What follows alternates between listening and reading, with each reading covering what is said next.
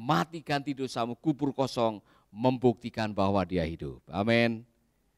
Lahirlah lanyan, because he lived. Sebab dia hidup, ada hari esok, sebab dia hidup, kutak gentar. Segaris dengan apa yang diucapkan oleh Rasul Petrus. Pasal 1 ayat yang ketiga, mari kita akan baca. 1 Petrus pasal 1 ayat yang ketiga, saya melanjutkan khotbah saya kemarin. Kemarin kita sudah membahas mengenai we are a pilgrim. Kita adalah orang yang hanya sementara menjalani kehidupan di dunia ini. Dan kita diminta untuk terus meyakini identitas kita sebagai orang yang dipilih oleh Tuhan. Kemudian ayat yang ketiga adalah Petrus meyakinkan ketika harapanmu hidup karena bersumber kepada Yesus yang hidup, seharusnya Anda menjadi orang-orang yang bahagia di dunia ini.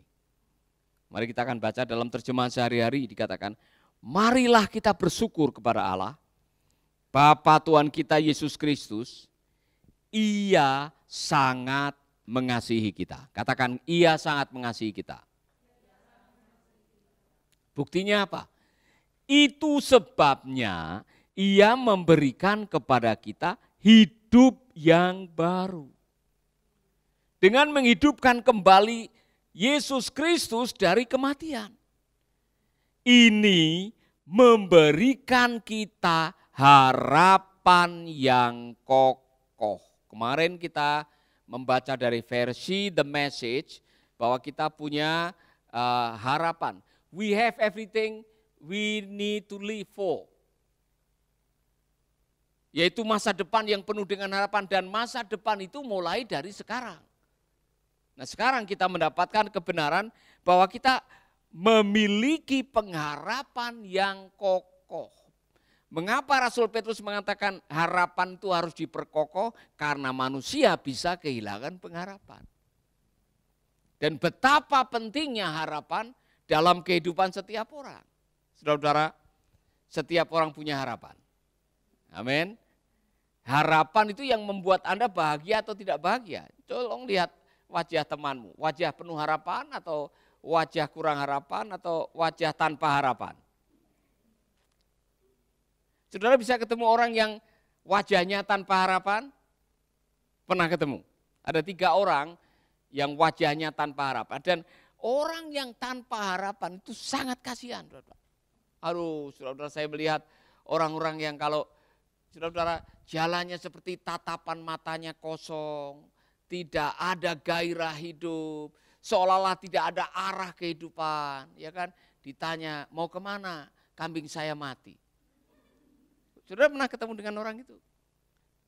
Orang yang kehilangan orientasi hidup karena tidak punya harapan.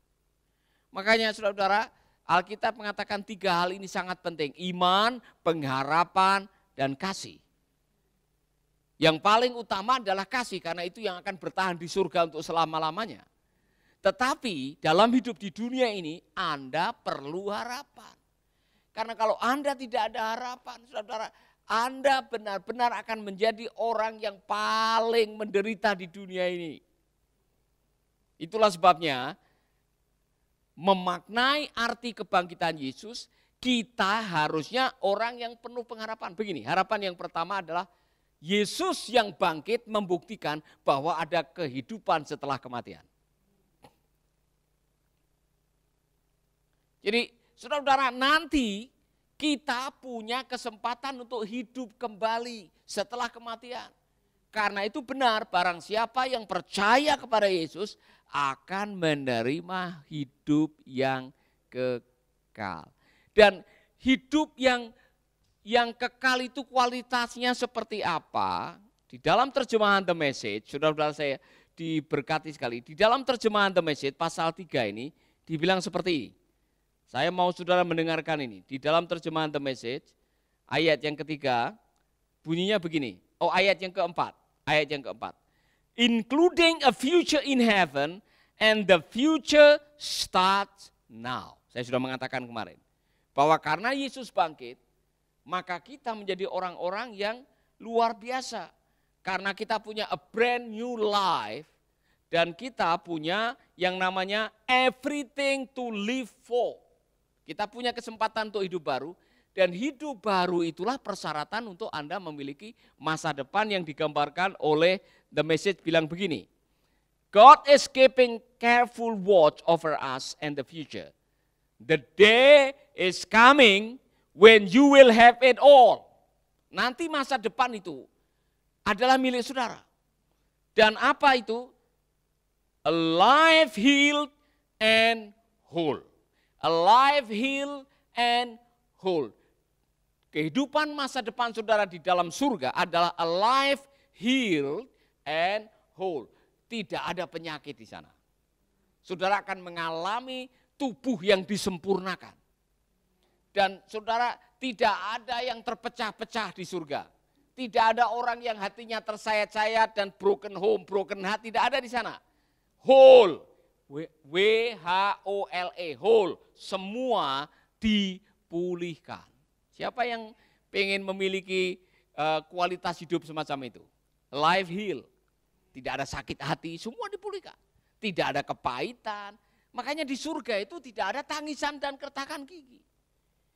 Di surga tidak diizinkan pemain musik dan worship leader menyanyikan sakitnya tuh di sini. Di sana tidak ada sakit.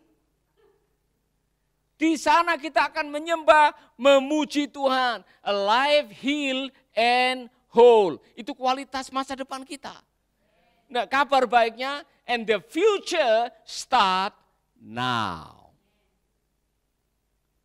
Kehidupan yang dipulihkan. Kehidupan yang dibaharui, brand new life. Itu sekarang saudara sudah punya kalau Anda percaya pada Yesus. Amin. Jadi kalau saudara tiap hari mengatakan, saya mau iring Yesus. Sebentar, aduh sakitnya. Kalau Anda percaya Yesus kok masih merasakan sakit hati, dan menyimpan sakit hati, putus harapan, kehilangan kekecewaan, Anda belum percaya Yesus. Karena Anda belum menikmati a new brand life atau brand new life. A brand new life, kehidupan yang baru adalah kehidupan bersama dengan Yesus, bersatu dengan Yesus, bersama dengan kebenaran Yesus, memiliki nilai-nilai Yesus. Makanya orang yang percaya Yesus hidup dan memeluk ajarannya Yesus harusnya tidak mengalami kepahitan. Masih ada kepahitan? Ya. Ibu Yeye masih ada kepahitan? Ya, enggak ada. Ya kan? Harusnya tidak ada, saudara-saudara. Satu-satunya hal yang saudara harus belajar di dunia ini kalau mau menikmati the future start now adalah percaya Yesus ini. Hidup bersama dengan Yesus. Nah, mari kita akan lihat. Pernah saudara melihat Yesus putus asa? Dia bilang sama murid-muridnya, sorry ya lagi galau saya ini. Tolong jauh, jangan dekat, jangan datang ke saya. Saya ini sedang, aduh, gimana masa depan saya ya kira-kira. Dia tidak punya masalah itu, saudara. Dalam situasi yang paling sulit sekalipun dia mengatakan, bukan kehendakku yang jadi, kehendakmu yang jadi. Cara terbaik untuk Anda menikmati hidup adalah berserah total kepada Tuhan. Makanya saudara, a new life, brand new life itu harusnya menolong kita memiliki the future, heal and whole. Nah, saya mau memperingatkan kepada saudara-saudara. Yesus mau semua muridnya memiliki kualitas hidup semacam ini. Hidup yang dipulihkan, hidup yang disembuhkan, hidup yang dimerdekakan, hidup yang dibaharui. Makanya setelah bangkit dia tidak langsung naik ke surga. Sebetulnya dia kalau dia mau langsung aja bisa. Kasihan dia sudah 33 tahun, baru aja digebuki, disalib, ya kan? Dia langsung di surga dipijitin malaikat. Beres. Langsung dimuliakan. Tapi Yesus meluangkan waktu 40 hari untuk apa? Untuk memulihkan harapan para murid. Karena harapan ini penting. Supaya mereka memiliki the future, kualitas masa depan.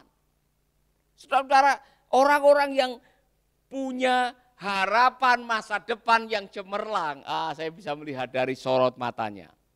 Orang yang punya harapan itu sangat mengharapkan atau bisa memberikan harapan.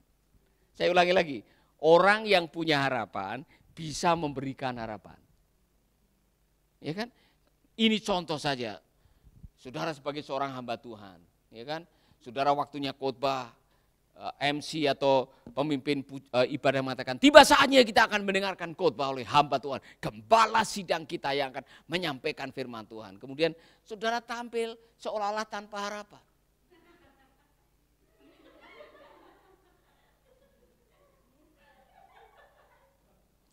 Saudara-saudara, sebetulnya saya tidak siap dengan khotbah ini. Tapi karena ini tugas, saudara-saudara, saya harus menyampaikan itu. Saudara-saudara pikir jemaat saudara akan mendengar saudara dengan penampilan seperti itu? Saudara pulang dari kerja, ada masalah di tempat pekerjaan, kecewa di tengah jalan, pulang ke rumah sudah ditunggu oleh istri dan anak. Anak-anak saudara sudah mengharapkan ayahnya datang dengan hati yang kecewa. Saudara datang dengan begini. Istri dan anakmu mikir, kesurupan apa suami saya di tengah jalan. Dengar ya. Jadi saudara-saudara, hidup yang paling membahagiakan adalah hidup dengan harapan. Dengar baik-baik. Ada 3 peristiwa penting yang Yesus lakukan untuk menghidupkan kembali harapan mereka. Yang pertama Kleopas. Masih ingat Kleopas? Kleopas pulang kampung. Hari itu, hari Minggu siang dia pulang kampung. Kemudian mereka sementara sedang jalan 12 kilo ke rumahnya. Yesus datang. Kemudian Yesus berjalan dengan mereka. Tetapi Kleopas tidak mengetahui, menyadari bahwa itu Yesus. Bahkan Yesus tanya, apa yang kalian percakapkan? Kleopas malah tanya, apakah kamu orang baru yang baru tinggal di Yerusalem? Kamu tidak tahu apa yang baru diberitakan oleh Indosiar, RCTI, TV One. Yesus baru bangkit. Tapi saya pernah berharap dulu dia akan menjadi Mesias. Tapi dia mati di kayu salib. Sepanjang 12 kilo itu bisa 1 jam. Yesus menyertai mereka, mereka tidak menyadari bahwa Yesus hadir. Ini bahaya sekali saudara-saudara. Ketika Anda hidup dalam kekecewaan, Anda sulit merasakan hadirat Tuhan. Saya ulangi lagi ya. Anda yang sedang hidup dalam kecewa, Anda akan kesulitan merasakan hadirat Tuhan. Saudara diajak maju ke depan, berdoa, semua yang lain merasakan roh Tuhan hadir. Semua dijamah oleh Tuhan, meneteskan air mata. Saudara malah melihat teman-temannya yang nangis. Kenapa dia nangis? Ya kan? Semua memuji Tuhan dengan penuh rasa syukur, sukacita. Ini orang namanya juga kehilangan pengharapan. Tidak bisa merasakan hadirat Tuhan. Yang lain lagi dijamah oleh Tuhan, sukacita, dia begini. Misalkan aja. Ini terjadi dalam kehidupan sehari-hari. Orang yang kecewa dan membiarkan rasa kecewanya tinggal di dalam hatinya akan sulit berdoa. Saudara tidak bisa berdoa. Coba saudara sedang kecewa, baru ditinggal pacar. Kemudian saudara datang di hadirat Tuhan. Ya kan? Kira-kira apa yang ada di benak saudara? Yang lain sedang menyembah Tuhan, haleluya kami naikkan syukur kepadamu Tuhan. Tuhan kau baik. Pikiran saudara kurang ajar, apanya yang baik? Ya kan? Tuhan engkau Allah yang setia. Dia memberontak, setia mana saya baru dikhianati begini. Semua yang saudara ucapkan, semua yang Anda ucapkan adalah yang negatif. Dengar baik-baik, orang yang kecewa terlalu lama akan mengalami mental distortion, distorted. Perspektifnya distort, terganggu. Saudara-saudara, paling gampang mendeteksi ini. Kalau Anda selalu negatif dengan orang, kalau Anda selalu negatif dengan kenyataan, bahkan negatif dengan Tuhan, Anda sedang menderita kekecewaan yang parah. Saudara menjadi orang yang setiap harinya teganya. Orang kecewa, bahaya saudara-saudara. Maka jangan biarkan Anda selalu ngomong negatif, punya perspektif negatif. Bahkan orang-orang ini, saudara-saudara, walaupun Yesus bersama dengannya, mukanya muram. Saudara baca di dalam Injil Lukas. Mereka menjawab, mereka berhenti, mereka mukanya muram dan tidak bisa mengenali Yesus. Karena di mata mereka ada selaput yang menutupi mata mereka. Selaput apa? Selaput rasa kecewa. Kabar baik, kita semua pernah kecewa. Jadi kalau Anda kecewa, Anda bukan satu-satunya orang yang kecewa. Ya kan? Siapa yang pernah dikecewakan? Angkat tangan. Pernah dikecewakan? Siapa yang pernah mengecewakan? Angkat tangan. Serius, saudara, pernah mengecewakan kan? Edi pernah mengecewakan? Mengecewakan siapa? Oh iya, pernah mengecewakan dan dikecewakan. Caroline pernah mengecewakan orang? Pernah? Pernah dikecewakan. Belum pernah dikecewakan? Kamu belum pernah rasa kecewa? Hah? Ya? Kau yang mulai, kau yang berjanji, kau yang membuat cintaku jadi beku. Kau yang selama ini aku sayangi, kau mengubah cintaku jadi benci. Saudara-saudara, jujur saja, kita semua pernah dikecewakan dan kita semua pernah mengecewakan. So what? Lalu mau apa? Kecewa itu biasa. Amin. Orang yang paling kecewa adalah Tuhan Yesus. Dia datang untuk umatnya, tapi umatnya menolak dia. Dia menangisi Yerusalem. Ya kan? Orang-orang yang berkata, oi, kalau yang lain meninggalkan engkau, ini saya Simon Petrus tidak akan pernah meninggalkan engkau. Bahkan saya mau mempertaruhkan nyawa saya. Ayam berkokok 3 kali. Dan dia ketahuan, dia menyangkali Tuhan Yesus. Saudara, Yesus kalau mau dibilang Yesus adalah orang paling kecewa. Kalau dia mau itu jadikan sebagai kekecewaan. Kita semua pernah kecewa, Anda juga pernah kecewa. Persoalannya adalah sampai kapan Anda mau kecewa. Jadi saya mau mengatakan Anda kecewa itu bisa menjadi selaput yang menutup kebaikan Tuhan. Orang yang kecewa susah melihat kebaikan Tuhan. Ya kan? Kalau Ibu Paulus lagi kecewa dengan saya belikan emas berlian, dia lihat itu sebagai rotan. Dia tidak melihat bahwa itu emas berlian yang misalkan aja harga 25 juta. Dia dalam keadaan kecewa, dia tidak akan melihat itu. Dia akan masih melihat kekecewaannya.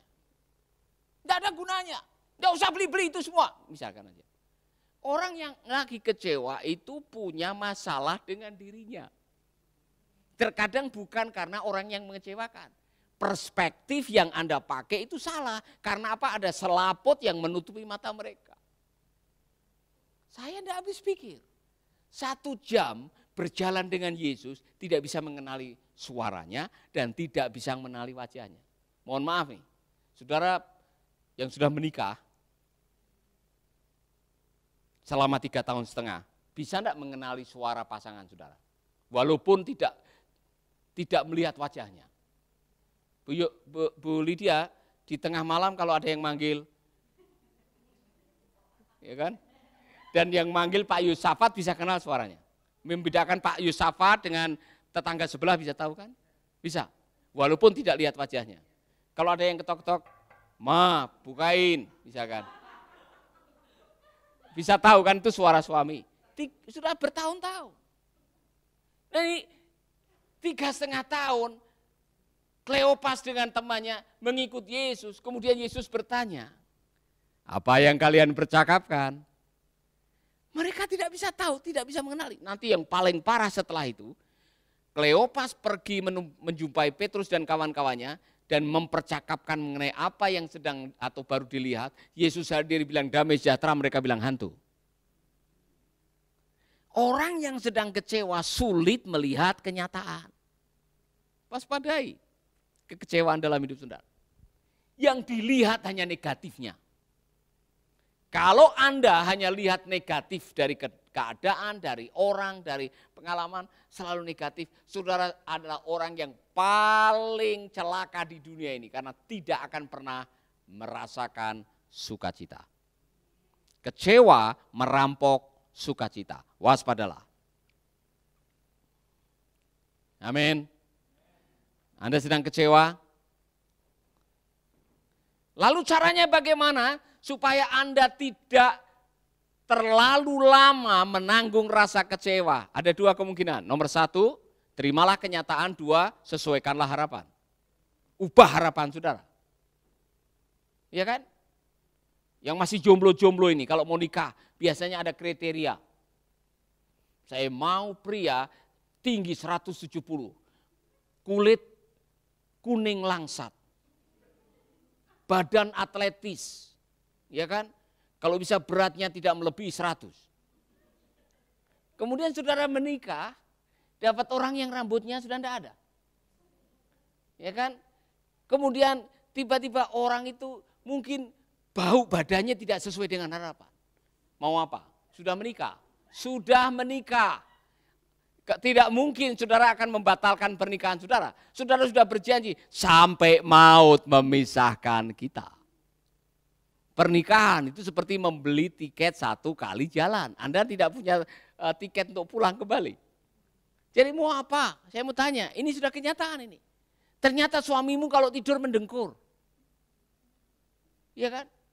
Atau dia tidak seperti dari 10 hanya 6 yang memenuhi permintaan saudara. Yang 4 tidak sesuai. Mau apa? Mau ganti?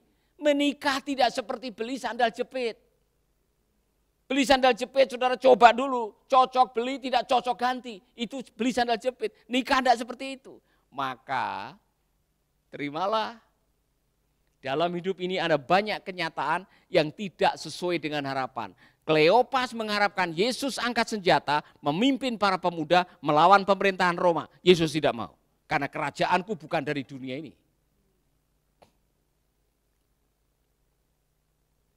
Amin. Bisa menerima kenyataan? Bisa. Berbahagialah saudara-saudara. Saudara bisa menerima kenyataan bahwa rambut saudara keriting dari sononya? Syukuri apa yang ada. Saudara bisa terima kenyataan bahwa lingkar pinggang saudara 90 sekarang? Kalau ada. Saudara bisa menerima kenyataan bahwa saudara lahir dari keluarga Jawa, bukan dari Batak atau Manado? Terima kenyataan. Anda tidak bisa mengatakan seandainya aku lahir dari keluarganya Pak Jokowi, nasib saya tidak seperti ini. Hei, ini kenyataan. Hanya bisa diterima, kadang-kadang tidak bisa ditolak. Syukuri apa yang ada. Hidup adalah anugerah. Tetap jalani hidup ini dan lakukan yang terbaik. Amin. Haleluya. Yang kedua, belajar memanage keinginan, memanage harapan. Tidak semua keinginan saudara akan jadi kenyataan. Iya kan? Siapa yang paling kecewa? Kalau saya bilang Tuhan Yesus paling kecewa. 12 muridnya mengkhianati dia. Bukan hanya Yudas. Bukan hanya Petrus. Semua ikut mengkhianati dia. Kalau mau bicara mengenai kecewa, dia kecewa. Tapi yang dia lakukan setelah dia bangkit mengunjungi mereka-mereka yang mengecewakan dan sedang kecewa. Maka saudara-saudara, bersahabatlah dengan kekecewaan. Kita semua akan kecewa. Ya kan? Sudah kecewa? Udah nunggu pesan makanan, harganya mahal, sampai di meja, aduh itu makanan. Tidak sesuai dengan fotonya. Pernah mengalami itu? Aduh, saudara-saudara. Terimalah dia. Haleluya. Nah, yang kedua. Jadi ini cara yang paling baik. Ketika saudara tidak bisa menerima kenyataan, saudara tidak mampu menurunkan keinginan. Yang ketiga yang saudara bisa lakukan, ubah cara berpikir Anda. Salah satu yang dilakukan oleh Yesus adalah untuk supaya mereka percaya Yesus hidup, Yesus membuka pikiran mereka. Apa yang dia lakukan? Sepanjang jalan bersama Kleopas dia mengungkapkan ayat-ayat firman Tuhan yang menubuatkan mengenai kebangkitannya. Ketika para murid menyangka hantu, Yesus bilang, ada makan apa di sini? Yesus tanya, hantu tidak makan kecuali hantu kepala hitam. Ada dua hal yang dilakukan oleh Yesus. Makan bersama mereka, karena dengan makan, dengar baik-baik, makan perjamuan itu mengingatkan siapa yang pernah duduk bersama dengan dia. Yesus duduk di rumah Kleopas, setelah makan langsung menghilang, dan Kleopas langsung, makanya tadi waktu dia bercerita mengutip ayat-ayat firman Tuhan, hati kita membara. Itu dia Yesus. Malam itu dia lari ke Yerusalem 12 kilo. Ketemu murid-muridnya hanya mau kasih tahu Yesus hidup. Saudara, orang yang dibangkitkan pengharapannya, dia bisa lari 12 kilo. Walaupun dia baru saja kecewa jalan kaki tidak mengenali Yesus. Orang kalau sudah punya harapan itu luar biasa. Amin. Pernah mendengar cerita mengenai penjual kayu?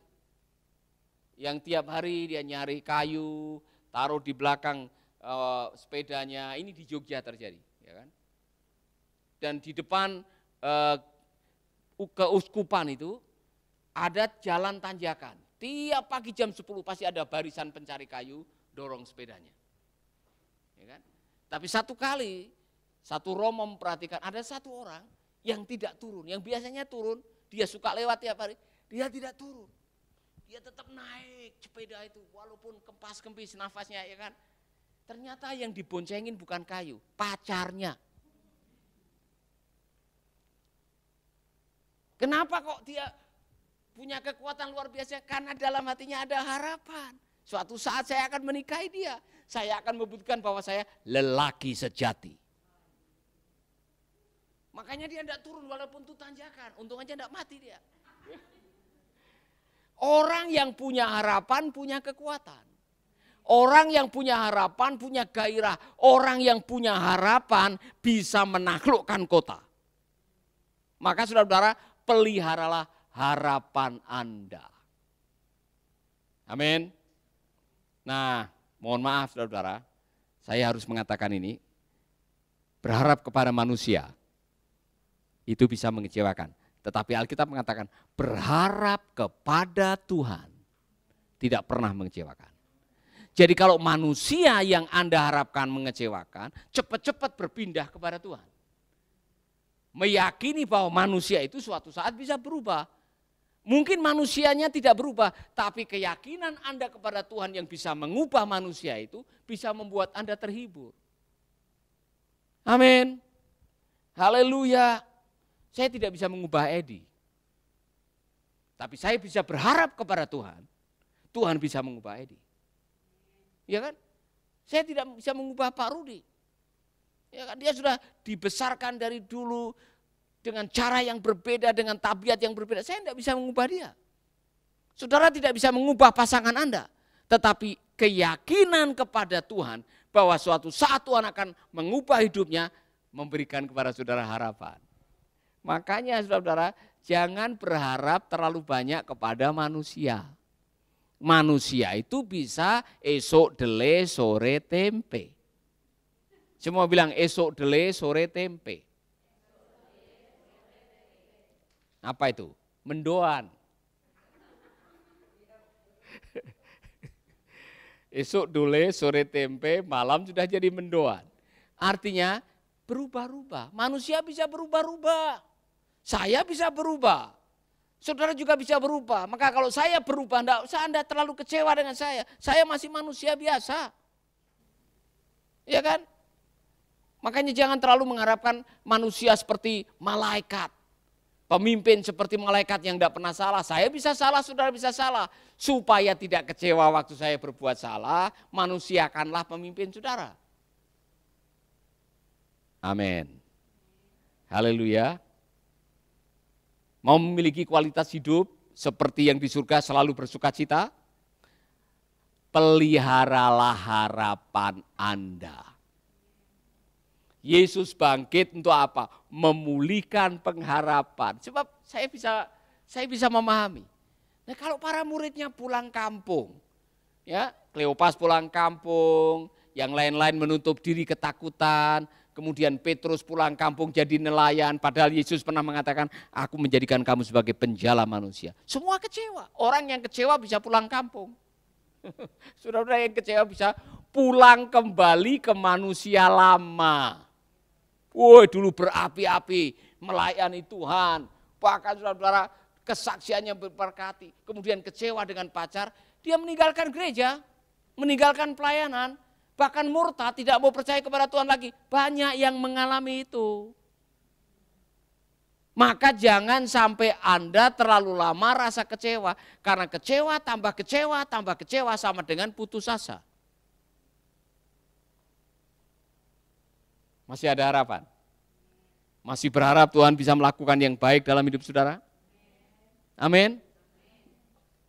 Maka kalau saudara masih bisa, saya suka kembali kepada ayat tadi, saudara. Yang nanti didisplay di hadapan Tuhan di surga, itu bukan kekayaan saudara, bukan skill saudara. Yang nanti akan dibawa kembali ke surga adalah iman saudara. Makanya latihlah dirimu untuk selalu beriman dan ekspresikan itu dalam hidup yang penuh dengan harapan. Haleluya. Saudara-saudara, jangan pernah menyerah karena kesulitan. Orang-orang yang gampang putus asa, gampang nyeklek, gampang negatif dengan orang, tidak punya daya juang, habislah riwayatmu dan tidak pernah menikmati hidup. Hidup ini singkat, jangan sampai putus harapan. Katakan kepada teman saudara. Amin. Masih ada harapan? Masih ada harapan di dalam Tuhan. Sebab dia hidup, ada hari esok. Mohon maaf, ini ilustrasi untuk menjelaskan kembali. Perhatikan para petani. Petani itu baru menanam jagung, belum muncul tunas, sudah punya keyakinan nanti kalau kita panen, kita akan rombak rumah kita. Kan? Pak Petrus belum panen padinya yang di belakang panti, sudah nanti kita akan begini, nanti kita akan gerakkan orang-orang untuk memanen padi kita. Bahkan saya mau menggerakkan semua jemaat untuk ikut panen. Kita akan potong babi. Saudara, belum panen, baru tanam. Baru kemarin ditanam, belum muncul tunas. Dengar baik-baik, apa jadinya kalau 99% benihnya mati? Masih berani berharap? Masih berani berharap? Harapannya mati seiring dengan benihnya yang mati. Tapi kalau 99% benih padinya tumbuh dengan segar, tumbuh dengan subur, muncul padi dengan baik, hasilnya bagus. Saya yakin, ya kan? Orang yang menanam tiap kali lihat padinya tumbuh senang, dia lihat padinya, haleluya, sebentar lagi kita panen. Sudah bikin rencana. Nanti kita panen, kita jual, kita belikan Nmax. Oh nanti kita panen, sudah janji sama istrinya, Ma, nanti kalau kita panen saya belikan kamu gelang 24 gram. Mengapa? Oleh karena benihnya tumbuh. Dengar baik-baik ini penting sekali. Kalau pemimpin saudara yang saudara yakini mati, dan sampai hari ini masih mati, masih mau berharap sama dia? Kuburannya aja enggak tahu di mana.